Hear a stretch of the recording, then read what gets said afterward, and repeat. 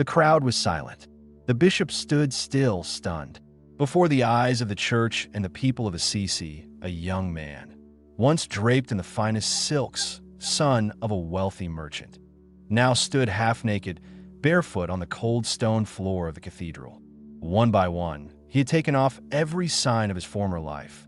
His embroidered tunic, his belt, even the coin purse his father had angrily demanded back. And with a trembling but determined voice, he declared, "Until now, I have called Pietro Bernard one my father. But from this day forward, I will say only, Our Father, who art in heaven." A gasp rippled through the crowd. His father, red-faced with fury, turned away. But Francis, now dressed only in a poor robe offered by the bishop, smiled. Not with rebellion, but with peace.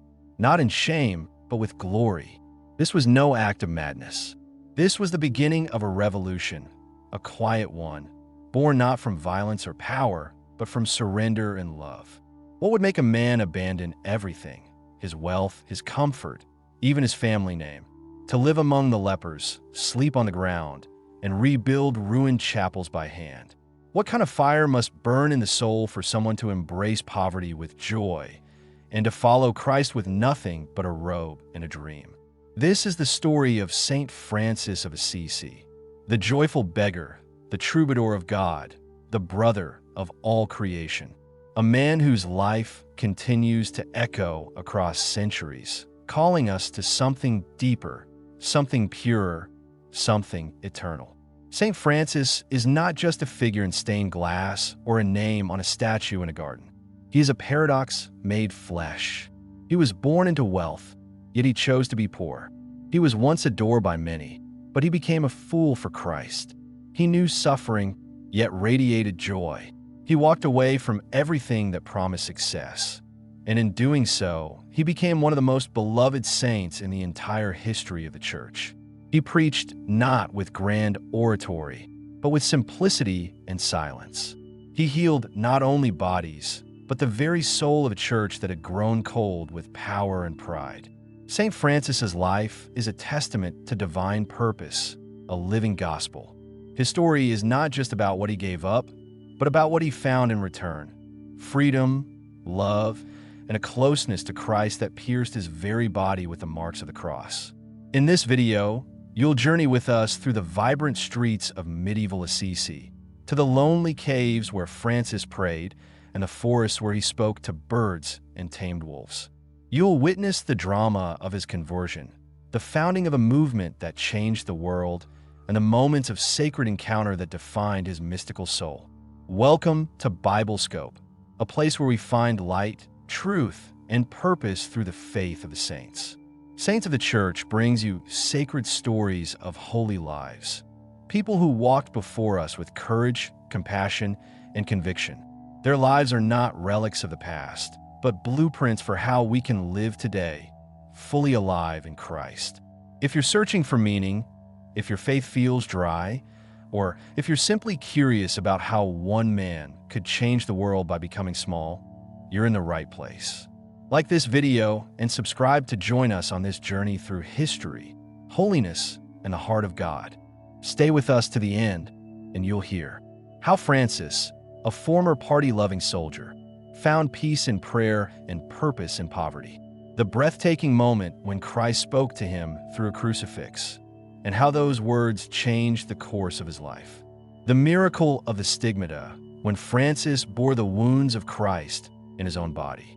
The tender poetry of his final days, when he sang to Sister Death with joy, and the quiet legacy he left behind, one that still transforms lives today. This is more than a biography. It's a spiritual pilgrimage. It's an invitation to consider, what does it really mean to follow Jesus? What are we willing to leave behind? Because Francis didn't just believe in Christ, he became like him. And in doing so, he invites us to do the same. So sit back, listen closely, and let the life of Saint Francis of Assisi speak to your soul. Let his story awaken something sacred within you. Because holiness isn't just for the few, it's for you. To understand Francis, we must first understand Assisi.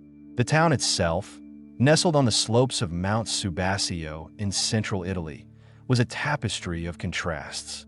In the late 12th century, Assisi was no sleepy village. It was a growing, bustling town filled with ambition, tension, and the energy of a rising merchant class eager to rival the old nobility. Stone streets echoed with the clamor of iron forgers, the bargaining of cloth merchants, the cries of children darting between wagons, and the ringing of church bells above the din. The air was rich with the smells of roasted meat, spiced wine, and incense wafting from chapels. This was not the quiet, serene Assisi that pilgrims visit today. In Francis's time, it was a city in flux, a society between two worlds. The age of feudal lords was slowly giving way to commerce and wealth, and no one represented this new world more than Pietro Bernard I, a rich cloth merchant whose fortune was built on fine silks and clever trade. And it was into this world, this gilded and changing Assisi, that Francis was born. He was baptized Giovanni di Pietro di Bernard I, but his father, who had just returned from a trip to France, insisted on calling him Francesco, the Frenchman, as a tribute to the land that made him rich. From the very start, Francis was marked by the culture of wealth and elegance. His home was no common merchant's house. It was filled with Persian rugs, embroidered drapes, imported glassware, and carved wood furniture. He grew up not with wooden spoons and peasant bowls, but with silver and porcelain. Music and poetry were regular features of his upbringing. He learned to sing, to play instruments, and to appreciate the finer things in life. Francis's early years were filled with charm and light. He was not the brooding child of religious contemplation, nor the solemn boy of cloistered silence. No, young Francis was joyful, vibrant, and utterly alive. He had a laugh that rang through the halls, a talent for storytelling, and a personality that could fill a room. People loved to be near him. His friends saw him as a leader of their youthful escapades. He threw lavish feasts, paid for generous rounds of wine, and always wore the latest styles in clothing. Bright colors, bold fabrics, expensive tunics stitched with gold thread. To many, he was a prince among boys. He dreamed not of monasteries, but of knighthood. The age was one of crusades and chivalry. Tales of heroic battles, of knights riding under banners for honor and glory, filled the imaginations of young men. Francis was no different. He idolized the noble class, though he wasn't born into it. He longed for the day he could earn a suit of armor, a war horse, and the title of a brave knight. It wasn't just fantasy, it was identity. Francis saw himself as destined for greatness. And yet, beneath this confident exterior, there was something unsettled in him. He was romantic, yes. Idealistic, certainly. But he was also restless. The wealth around him brought pleasure, but not peace. The music and parties distracted him, but they didn't fill him. There was a hunger inside him, even then, though he couldn't name it. At night, while others slept off the wine of celebration, Francis would look out his window across the flickering lanterns of Assisi and wonder, is this all there is? The turning point began slowly, like clouds gathering before a storm. At age 20, Francis's dream of glory seemed finally within reach. A small war had broken out between Assisi and the neighboring city of Perugia. Seeing his chance for honor, Francis donned a finely crafted suit of armor, one more ornamental than practical, and set out to fight, not as a seasoned soldier, but as a man determined to earn his place in the world. But the dream turned to nightmare. The battle was brief, and Assisi lost. Francis was captured and thrown into a dark, disease-ridden prison in Perugia. There, in the cold and filth, surrounded by wounded men and tormented souls, the illusions of his youth began to crack. He fell ill. His strength waned. The food was barely edible. The days turned to months, and the silence grew loud. And somewhere in that darkness, something began to stir in him. He started to pray, not the polished prayers of the churchgoer, but desperate, aching prayers. Whispers from a heart starting to reach beyond itself. He began to see how fragile everything was: glory, youth, wealth, ambition. All of it could vanish in a moment. After nearly a year, he was finally ransomed and returned home. But something had changed.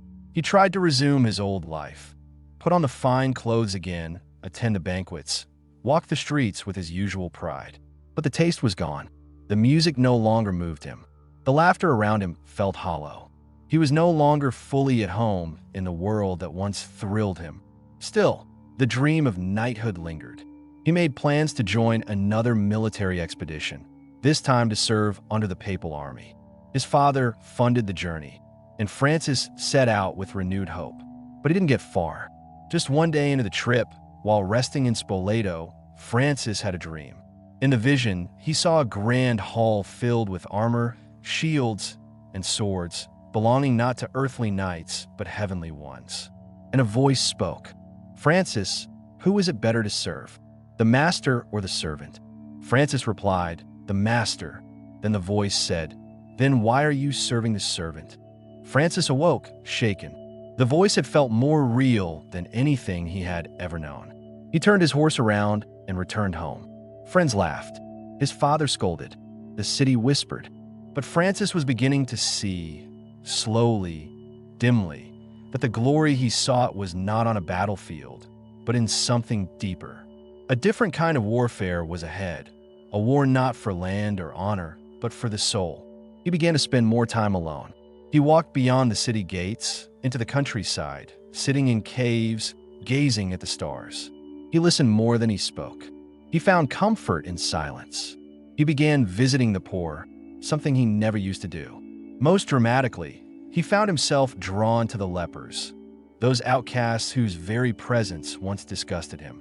One day, as he rode near a leper colony, he saw a man with a disfigured face standing by the road. Everything in him recoiled, but then he remembered the voice in the dream. He got down from his horse, walked over to the man, gave him money, and then did something unthinkable. He kissed the leper's hand. In that moment, something broke inside him, and something was healed. Francis would later say, "What had previously been bitter to me was turned into sweetness of soul and body." This was the beginning of his conversion. But it wasn't complete, not yet. He returned to Assisi quieter, softer. He prayed in ruined chapels, giving money to priests and talking to beggars. His father was furious, especially when Francis started giving away goods from the family's warehouse to the poor. The tension reached its peak when Francis took bolts of expensive cloth and sold them to repair a crumbling church. Pietro Bernardone was enraged.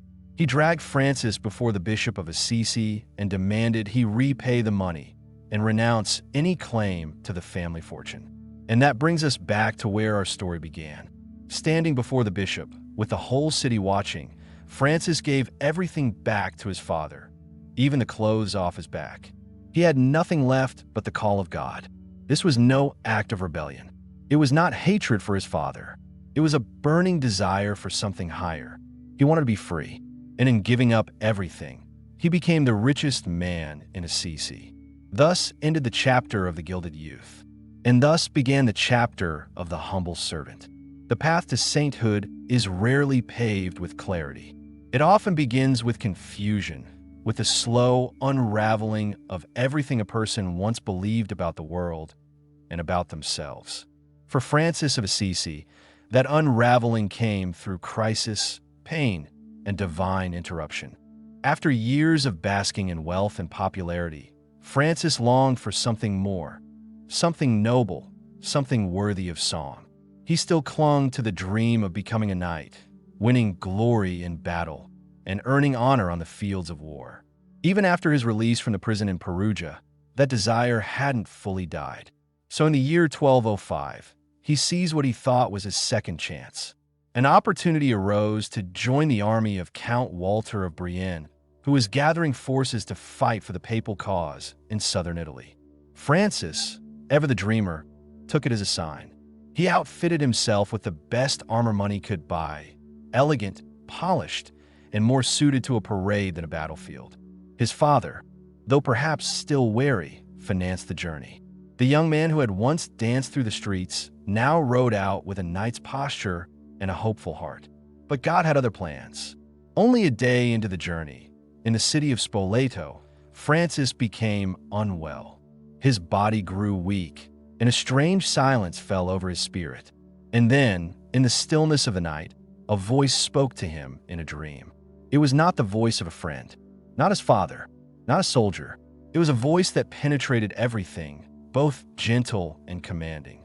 "Francis," it asked, "who is it better to serve, the master or the servant?"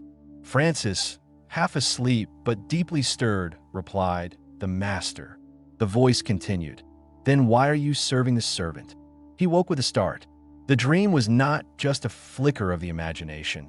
It was a divine confrontation. Francis understood that something sacred had interrupted his plans. The glory he sought was not meant to be found in military conquest, but in a different kind of service. He turned his horse around. He left the army, left the war, and returned to Assisi. People mocked him. Whispers followed him through the streets. Was he a coward? Had he lost his nerve? Was he mad? But Francis no longer cared for their approval. He had started to feel the stirring of a deeper calling, though he could not yet name it. He wandered the countryside alone, listening to the wind in the trees, sleeping under the stars, and searching for meaning in silence.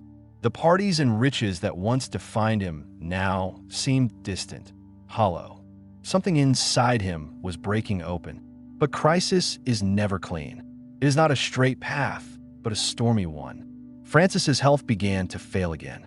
His body, once energetic and agile, now suffered. He was bedridden for weeks, perhaps months. In the darkness of his room, visions and nightmares came to him. He saw images of death, decay, and the fleeting nature of all things. He began to ask questions that frightened him. What is my life for? Why was I created? What does God want from me? There were no immediate answers, only silence. But the silence itself became a kind of answer, a sacred space where the soul is softened and reshaped. One day, seeking refuge from the confusion inside, Francis wandered into a crumbling chapel outside the walls of Assisi. It was the church of San Damiano, a quiet and neglected place. Dust hung in the air, and the roof threatened to cave in. Moss grew between the stones. It was a place long forgotten, like a holy whisper waiting to be heard again. Francis knelt before the crucifix. It was not an ordinary cross. The San Damiano crucifix was painted, Christ hanging not in agony, but in peace, his eyes open, his arms outstretched, almost embracing. Francis stared at it for a long time. Then suddenly, the figure of Christ spoke, not in his imagination, not in metaphor, but clearly, directly, audibly. "Francis," the voice said, "go and rebuild my church, which, as you see, is falling into ruin." Francis was stunned. The voice was not symbolic. It was literal.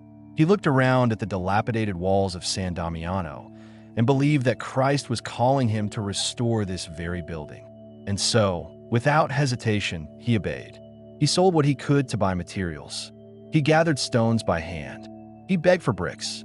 He worked with his own fingers, hauling and stacking, patching and scraping.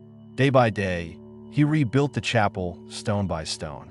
But as he labored, something deeper began to stir.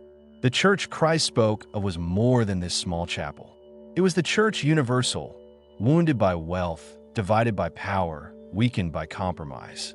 And Francis, simple and uneducated, was being called to be its healer. He didn't understand it all yet. He still thought small, but heaven had begun its work. His transformation was not sudden, but steady. He started living differently. He gave freely to the poor. He spent time with the sick. He walked barefoot. He wore simple clothes. He refused to participate in the marketplace that once defined his family's wealth. And he returned again and again to that crucifix, listening for the voice of the one who had called him. "Rebuild my church." What does that mean? For Francis, it meant everything. He didn't start a movement. He didn't seek to be famous. He simply listened and obeyed. When people mocked him, he smiled. When his friends abandoned him, he forgave. When his father disowned him, he rejoiced. He began to walk the countryside not as a knight, but as a beggar, preaching peace, calling others to repentance, and sharing the joy he had found in surrendering everything. The world saw a fool. Heaven saw a saint. Years later, reflecting on his conversion, Francis would say, "The Lord gave me, Brother Francis, to begin doing penance in this way. When I was in sin, it seemed very bitter to me to see lepers. And the Lord himself led me among them, and I showed mercy to them. And when I left them, what seemed bitter was changed into sweetness of soul and body." That is what crisis does in the hands of God. It takes the bitter and makes it sweet. It takes the wounded and makes them healers. It takes the lost and makes them saints. The voice of Christ did not thunder from the clouds. It did not shake the earth. It came through a cross in a crumbling church, and it asked one thing: obedience. And that is exactly what Francis gave. In that moment, his life was no longer his own. He belonged to Christ, not in theory, but in truth, not in words, but in action. From that day on, he would no longer build his own kingdom. He would build God's. And that is the crisis and call of Francis, the moment the dream of the night died and the servant of God was born. Francis's journey toward God was no quiet retreat. It was a rupture, a dramatic, public breaking away from everything the world said gave a man value: wealth, status, family name, and ambition. The moment would become one of the most iconic scenes in the history of sainthood. It happened in the heart of Assisi. By this time, Francis had fully committed himself to a new way of life. He had taken to living outside the city walls, often in caves or abandoned churches. His clothes were ragged, his meals sparse. He spent hours in prayer, and his days were given to caring for lepers and the poor. But his actions brought tension, especially with his father, Pietro Bernard I. Pietro had once dreamed that his son would inherit the family business, rise among the wealthy elite of Assisi, and expand the merchant empire he had worked so hard to build. Instead, he watched his son throw it all away, giving away bolts of cloth, handing coins to beggars, and living like a vagrant. The breaking point came when Francis took several valuable pieces of cloth from his father's shop and sold them in order to raise funds for the repair of the dilapidated chapel of San Damiano. Enraged, Pietro dragged Francis before the Bishop of Assisi and demanded that his son be made to return the money. It was more than a legal matter. It was a family crisis, a social scandal. The entire town gathered to witness the confrontation. Nobles, merchants, priests, and peasants alike came to watch the spoiled son of the Bernard I family stand trial. And what happened next silenced them all. Francis did not argue. He did not beg for forgiveness. He did not try to explain himself.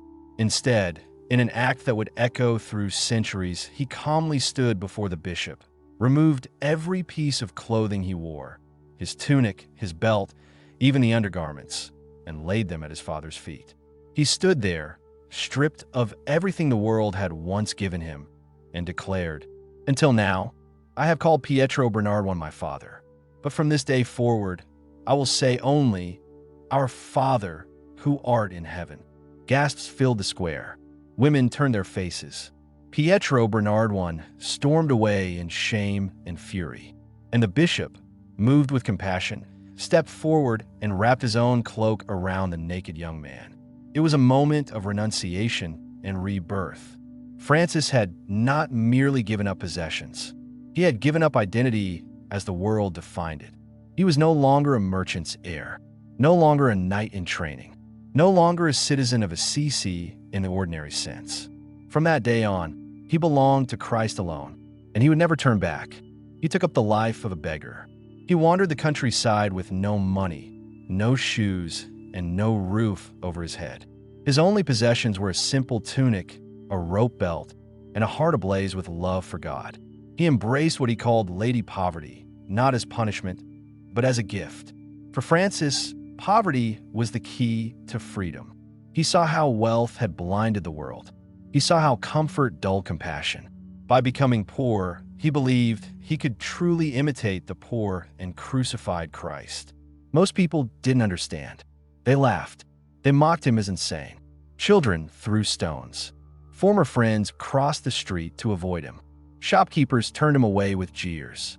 He was no longer the charming young noble. He was Francis the Fool, a vagabond talking to birds and kissing lepers. But Francis rejoiced. He sang in the streets. He smiled at insults.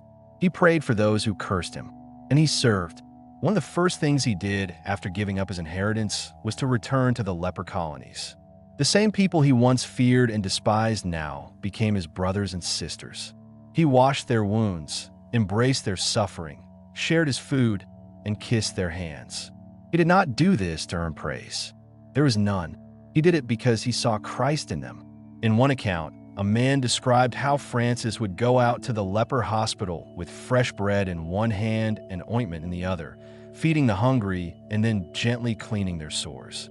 He spoke to them not with pity, but with love, as if he were speaking to royalty. He didn't stop there.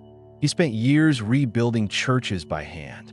After San Damiano, he turned to the Church of San Pietro and then to the Chapel of the Porziuncola, a small, abandoned sanctuary nestled in the woods outside Assisi. He begged for stones, hauled them in his arms, and carefully laid them in place, one by one. All the while, he prayed. Not grand sermons, not intellectual debates, but simple, honest prayers. Thanksgiving, praise, silence. His heart became an open door through which the presence of God could enter. And something began to shift. People noticed. Though many still scoffed, some began to be drawn to the joy that radiated from Francis. He had no possessions, yet he seemed rich. He had no home, yet he seemed content. He had no status, yet his eyes shone with a light that could not be denied. Slowly, the rumors changed. They no longer called him mad. They called him holy. Others began to follow. Young men from noble and merchant families, touched by Francis's witness, began to leave their own comforts behind and join him. They too took vows of poverty, chastity, and obedience. They too lived simply, served the poor, and rejoiced in suffering. Francis gave them no grand vision of empire or structure. He simply told them, "Live the gospel." And they did. Their lives became walking sermons. They traveled barefoot through towns and villages, greeting people with the words, "Peace be with you." They asked for nothing, accepted everything, and rejoiced in all circumstances. Francis called himself and his followers lesser brothers, fratres minores. It was not a title of humility alone. It was a declaration of solidarity with the least, the lowest, and the forgotten. The brotherhood was not born in power, but in love. In the center of it all was Francis, not as a king, but as a servant, not as a leader, but as a brother. He never sought to be followed. He only wanted to follow Christ more closely, and that, paradoxically, made others want to follow him. His life was the message. No argument, no persuasión, just a living, breathing witness to the joy of surrender and the power of faith. Francis would say, "Preach the gospel at all times. If necessary, use words." He had become the gospel made flesh. And it all began with a public rejection, a torn tunic, and a man who stood naked before the world and said, "God is enough." What began as the solitary journey of a barefoot wanderer soon grew into something far greater than Francis could have imagined. A movement that would sweep across Italy, across Europe, and eventually the world. It started quietly. No banners were raised. No manifestos were written. There was no grand vision, no plan to establish an order or reform a church. Francis simply lived the gospel, literally word for word. And his life, stripped of all but love and joy, began to shine like a light in a world darkened by greed and pride. People noticed. They didn't just hear him, they saw him. They saw a man who gave away his cloak to a shivering beggar. A man who sang in the rain and kissed the hands of lepers. A man who spoke to birds as if they were his brothers and wept at the sight of a crucifix. And they were drawn. The first to follow him was Bernard of Quindaville, a wealthy and respected man of Assisi. He had observed Francis in secret, watching how he prayed through the night, how he asked for nothing and yet seemed full of everything. One morning, Bernard invited Francis to stay at his home. After dinner, Francis went to his room and knelt in prayer as he always did. Bernard crept silently into the room and saw Francis on his knees, arms stretched to heaven, whispering over and over, "My God and my all, my God and my all." That was enough. The next day, Bernard sold everything he owned and gave it to the poor. He followed Francis. Others followed soon after. One by one, they left their homes, their comforts, their wealth, and joined this strange brotherhood of joy and suffering. Within a year, there were 12 men, like the apostles, walking the roads of Umbria barefoot, hungry, laughing, and radiant with faith. They lived with nothing. No money, no persistence, no homes. They begged for food, slept in the woods, worked when they could, and prayed constantly.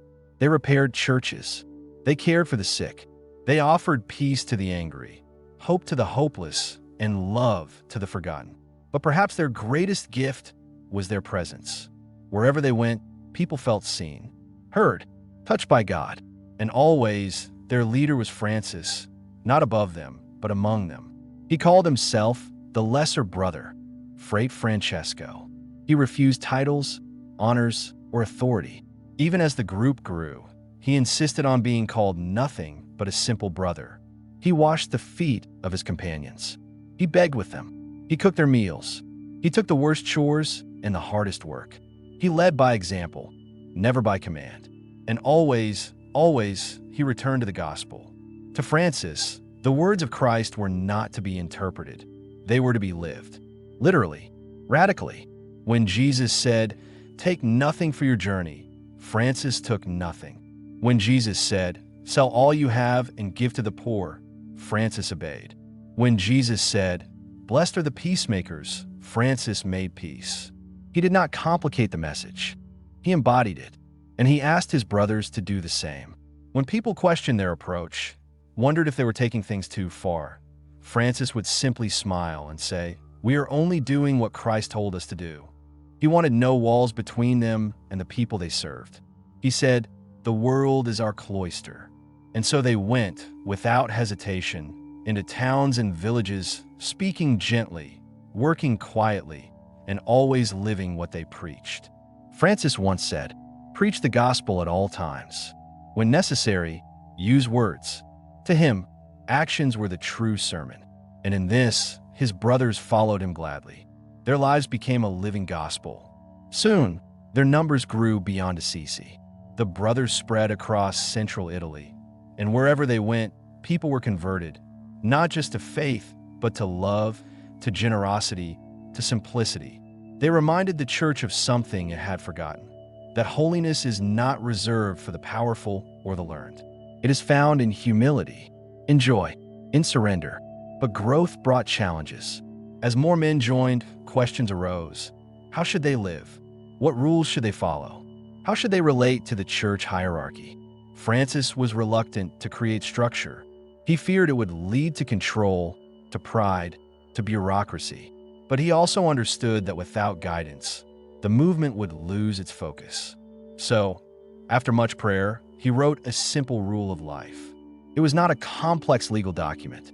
It was more like a mirror reflecting the heart of the gospel. It included instructions for prayer, for manual labor, for how to beg with dignity, how to care for one another, how to respond to persecution, and above all, how to imitate Christ in everything. The rule emphasized 3 vows: poverty, complete detachment from material possessions, living as Christ did, depending entirely on God; chastity, a life of purity, offering one's heart and body to God alone; obedience, not just to superiors, but to one another in humility and love. Francis took obedience seriously. He once said, "I desire to obey the lesser as well as the greater." To him, obedience was not about control. It was about surrender. He believed that by yielding to others, we learn to yield to God. He even insisted that if he were ever wrong, his brothers should correct him. He had no desire to be revered, only to be faithful. When the time came to seek official approval from the church, Francis hesitated. He loved the church, but he feared the trappings of power. Still, he knew they needed guidance and protection. So in 1209, he and his 12 companions walked to Rome and presented their rule to Pope Innocent III. The Pope, at first, was skeptical. How could uneducated beggars live a life of strict poverty and expect to sustain a movement? It seemed naive, even dangerous. But then, as legend tells it, the Pope had a dream. He saw the Lateran Basilica, the very heart of the church, beginning to crumble. And then, in the dream, a small, barefoot man ran to it and held it up with his shoulders. That man was Francis. The Pope approved the rule, and thus, the Franciscan Order was born, not as a plan, but as a response. Not from ambition, but from obedience. Francis's only desire was that they be called the Friars Minor, the Lesser Brothers. And true to the name, they kept themselves small. They never owned property. They never carried money. They never accepted positions of power. They walked beside the poor, not above them. And they did it with joy. Francis was especially known for his joy. He sang constantly. He called everything brother or sister. Brother sun, sister moon, brother fire, sister water. He saw all creation as family, all life as sacred. He said, "If you have men who will exclude any of God's creatures from the shelter of compassion and pity, you will have men who will deal likewise with their fellow men." To Francis, every creature was a reflection of the Creator. His spirituality was not abstract. It was incarnational. He found God in bread and wine, in soil and stars, in lepers and kings alike. And he loved with abandon. He said, "Where there is charity and wisdom, there is neither fear nor ignorance." And he lived that wisdom, one step at a time, in sandals worn thin by mercy. Thus, the Franciscan movement was not born of strategy. It was born of simplicity, not built by power, but by love. And it grew, not because of what they said, but because of how they lived. A life of radical poverty, a life of joyful service, a life of obedience to Christ, and humility before all people. And at the center of it all was Francis. Not a ruler, not a reformer, but a brother. A man who walked with others, wept with the broken, laughed with the joyful, and pointed, always, back to Jesus. As Francis grew older, his body weakened, but his spirit burned even brighter. Years of poverty, fasting, and walking barefoot through villages had left him physically frail. His eyesight deteriorated. He suffered from chronic pain, stomach illness, and bouts of near blindness. But these afflictions did not silence him. On the contrary, they deepened his union with Christ. By now, Francis was no longer just a wandering preacher. He had become a living icon of holiness. People traveled for miles just to see him, to hear his words, to receive his blessing. And though he still refused titles and honors, the world had already named him a saint in their hearts. But even as admiration grew, Francis never wavered from the path of humility. He withdrew more frequently into solitude, into the mountains, into caves, into the arms of silence, seeking not the applause of men, but the voice of God. It was on one of these retreats, high upon Mount La Verna, that the mystery reached its peak. In the year 1224, 2 years before his death, Francis climbed the rocky slopes of La Verna with a few companions. He was physically spent, his body hollowed out by suffering, but his spirit was alert, wide open, waiting for something. He had long meditated on the passion of Christ, the wounds, the nails, the crown of thorns. And now, with his whole being, he desired to share in that suffering, not out of despair, but out of love. He wanted, as he said, to feel in my own body the pain Christ felt on the cross, and in my heart the love that bore it. He fasted, he prayed, he wept, and then, early one morning, as the sun painted the cliffs with golden light, the heavens opened. A vision appeared. It was a seraph, an angel burning with divine fire, bearing the form of the crucified Christ. It hovered above him, radiant and terrifying, love pouring from its wounds like light from the stars. As Francis beheld the vision, an overwhelming ecstasy gripped him, a fusion of sorrow and sweetness, agony and adoration. He fell to the ground, heart breaking and bursting all at once. And then it happened. Pain pierced his hands, his feet, and his side. Wounds appeared, real, visible bleeding. He had received the stigmata, the marks of Christ. He became the first recorded person in Christian history to bear the wounds of Jesus in his own flesh. He told no one at first. He covered his hands with cloth. He walked with difficulty. Only those closest to him knew what had happened. But the presence of God around him was undeniable. Those near him felt it in the air, heard it in his voice, saw it in his gaze. He had become one with Christ, not only in word or in deed, but in body and in spirit. This was the climax of his mystical journey. But it was not the end. Francis descended the mountain, limping, bleeding, exhausted, but filled with divine light. He resumed his simple life with the brothers, though his physical condition rapidly declined. Despite his pain, he never lost his joy. To the end, he rejoiced in God's creation, in life, in suffering, in love. His love for nature was no mere sentimentality. He saw the hand of God in every leaf, every bird, every ray of sunshine. Creation was his cathedral. Its beauty was a song that he never stopped singing. He called the sun his brother. He called the moon his sister. He spoke to the wind, to the animals, to fire and water, not as objects, but as family. This was not poetry for him. It was reality. He believed all of creation shared in the praise of God, that everything created bore a mark of the Creator's love, that nothing was too small to be sacred. And he expressed that love in one of the most beautiful hymns in Christian history, the Canticle of the Sun. It was written near the end of his life, as his body was failing, but his soul soared. He dictated it while nearly blind, wrapped in bandages, lying on the cold earth. It begins, "Most high, all-powerful, good Lord, yours are the praises, the glory, and the honor, and all blessing." Then it continues, praising, "Brother Sun, who brings the day and gives us light, Sister Moon and the stars, Brother Wind and air, Sister Water, Brother Fire, Sister Mother Earth." And finally, he even praises Sister Death. He welcomed death not as an enemy, but as a doorway, not with fear, but with gratitude. To Francis, even death was a gift, a servant of God who leads the soul into eternal union with Christ. As his final days approached, he asked to be laid on the bare ground, on the earth he had always loved, stripped of comfort, just as he had been stripped of wealth long ago. His brothers gathered around him. They wept, they prayed, and Francis, weak but full of peace, raised his voice and blessed them. He said, "I have done what was mine to do. May Christ teach you what is yours." These were his final words, not dramatic, not thunderous, but full of quiet authority. A simple man who had lived with empty hands, full heart, and eyes fixed on heaven, now passed into eternity. On the evening of October 3rd, 1226, as the sun set and the birds quieted, Francis of Assisi breathed his last. He was 44 years old.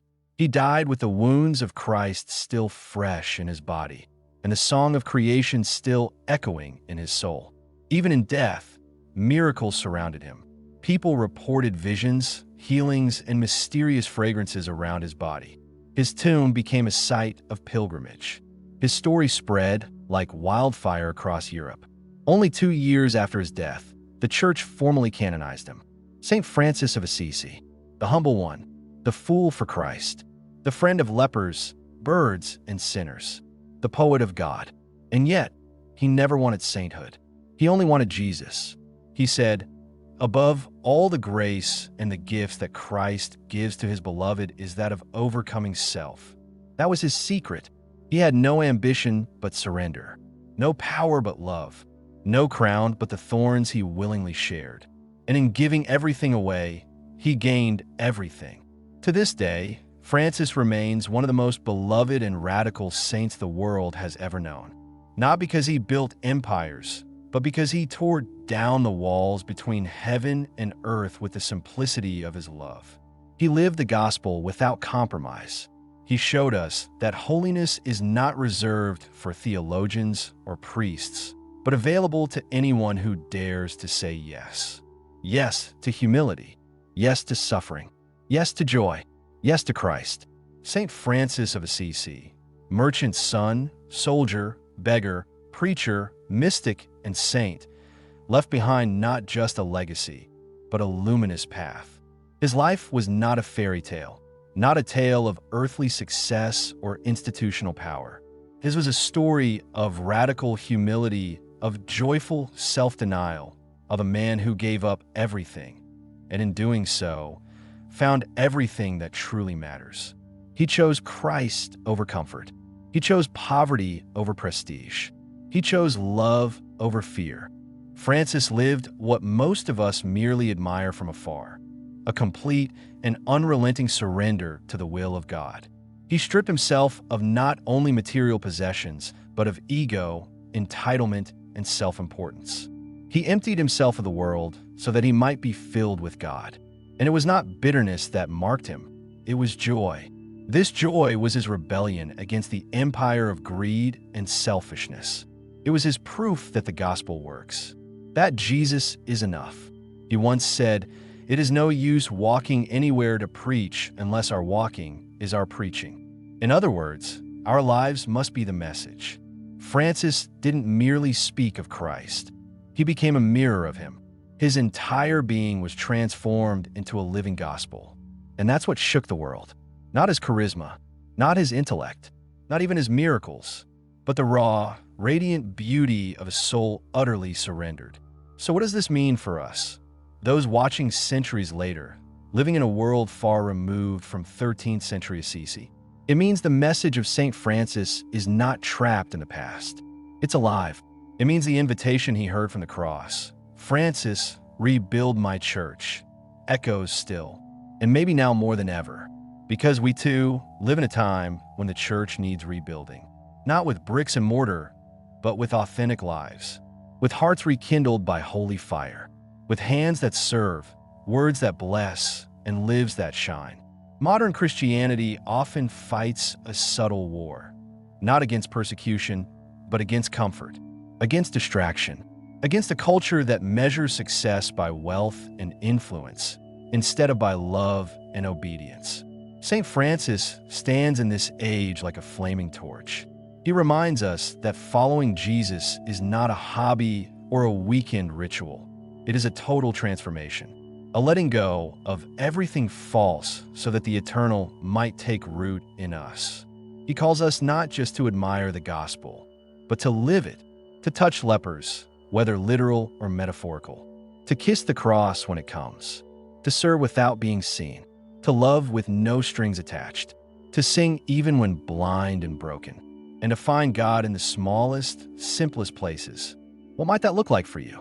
What part of your life is still tightly held, defended, protected from the light of surrender? What comfort are you clinging to? What fear keeps you from stepping fully into the life God is calling you to live? St. Francis's witness asks us to consider the cost and the freedom of letting go. Not because God demands it as a test, but because the things we hold on to often hold on to us. Maybe, just maybe, God is whispering to you, like he whispered to Francis at San Damiano, "Rebuild my church," but not with stone, with love, with repentance, with joy, with sacrifice, with everything you are. St. Francis did not begin as a saint. He began as a boy obsessed with adventure, fashion, and fame. He stumbled. He failed. He was imprisoned. He was rejected. But in those cracks, grace poured in. And slowly, the seed of sainthood took root in the soil of surrender. We often think of saints as distant, unreachable icons in stained glass windows. But they were made of flesh and blood, weakness and longing. The difference is not that they were perfect, but that they kept saying yes to God, again and again and again. So ask yourself, what might God be asking you to lay down so he can build something eternal through your life? Is it an unhealthy attachment, a secret sin, a need to control, an obsession with success or recognition? Francis teaches us that freedom begins when we stop grasping and start giving. He found heaven not in grand cathedrals, but in the face of a leper. He found joy not in wealth, but in complete simplicity. He found truth not in arguments, but in the quiet presence of Christ. He found purpose not in climbing ladders, but in kneeling low. And when the world mocked him, when his father disowned him, when the church doubted him, Francis did not raise his fists. He raised his voice in song. He said, "All the darkness in the world cannot extinguish the light of a single candle. So be that candle, even when the wind blows, even when the night is long, even when your flame is small." Saint Francis reminds us that holiness is not about being noticed. It's about being true. True to Christ. True to love. True to the gospel, lived in its rawest, most beautiful form. And the fruit of that life? A movement that continues 8 centuries later. A testimony that still breaks hearts open. A saint whose simple yes to God continues to echo. You may never bear the stigmata. You may never rebuild churches or preach to birds or speak before popes. But you can surrender. You can live simply. You can forgive. You can sing. You can serve. You can follow. You can become, like Francis, a humble servant of God.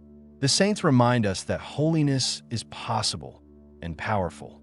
Their lives show us what faith lived fully can look like.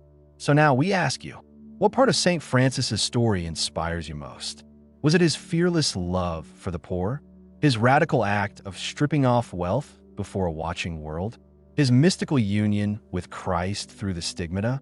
His unshakable joy? His song to Sister Death? Let us know in the comments. And if you've been inspired by his witness, we invite you to walk with more heroes of the faith here on Biblescope. Like this video, subscribe, share it with someone who needs to be reminded that the gospel is still alive.